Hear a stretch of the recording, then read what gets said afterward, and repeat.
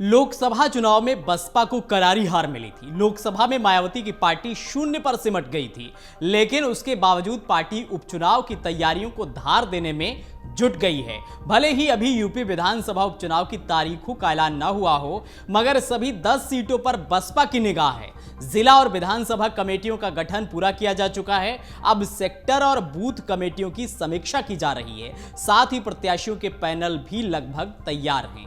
इन तैयारियों की समीक्षा जल्द ही बसपा सुप्रीमो मायावती करेंगी। 2012 के बाद से बसपा का प्रदर्शन लगातार गिरता जा रहा है। पिछले विधानसभा चुनाव में उसे 1 सीट मिली थी और वोट प्रतिशत महज 12.8 रह गया था। इस लोकसभा चुनाव में वह एक भी सीट नहीं जीत सकी।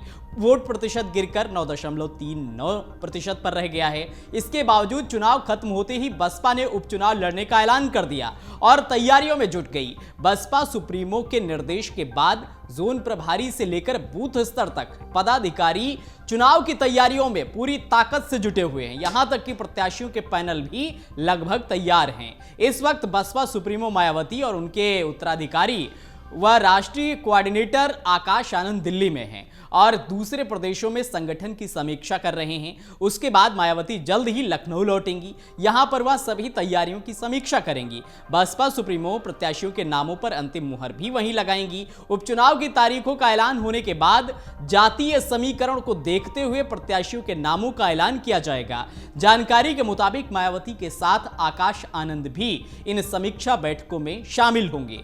लोकसभा चुनाव 2024 के साथ हुए विधानसभा उपचुनाव में यूपी की 4 सीटों पर पार्टी ने अपने प्रत्याशी उतारे थे और इसी तरह कुछ सालों में एक आधी सीटों पर हुए बाय इलेक्शन की बात छोड़ दी जाए तो बसपा पहली बार पूरे दमखम के साथ उपचुनाव लड़ने जा रही है।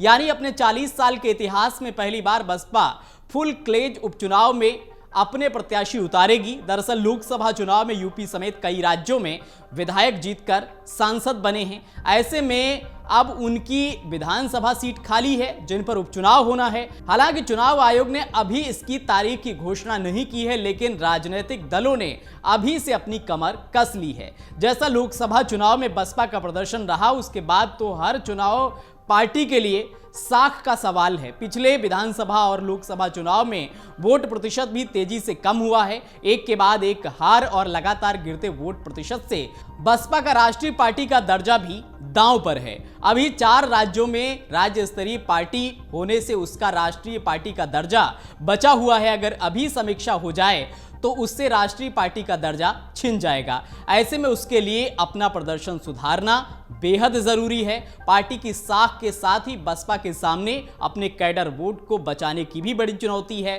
पहले बीजेपी ने दलित वोटों में सेंध लगाई, फिर इंडिया ने भी नहीं छोड़ा। हाल ही में हुए लोकसभा चुनाव में आजाद समाज पार्टी के संस्थापक चंद्रशेखर भी जीत चुके हैं, जबकि बसपा एक भी सीट नहीं जीती है। ऐसे में बसपा के परंपरागत दलित वोटर्स पर सभी की निगाह टिकी हुई है। यही वजह है कि पार्टी को लगता है कि उपचुनाव नहीं लड़ा तो बचा हुआ दलित वोट बैंक भी चला जाएगा, जिसको लेकर मायावती पूरी जोर शोर के साथ तैयारी कर रही हैं। अगर आप ये वीडियो YouTube पर देख रहे हैं तो हमारे चैनल को सब्सक्राइब करें और बेल आइकन को दबाना ना भूलें। अगर आप Facebook पर ये वीडियो देख रहे हैं तो हमारे पेज को लाइक करें।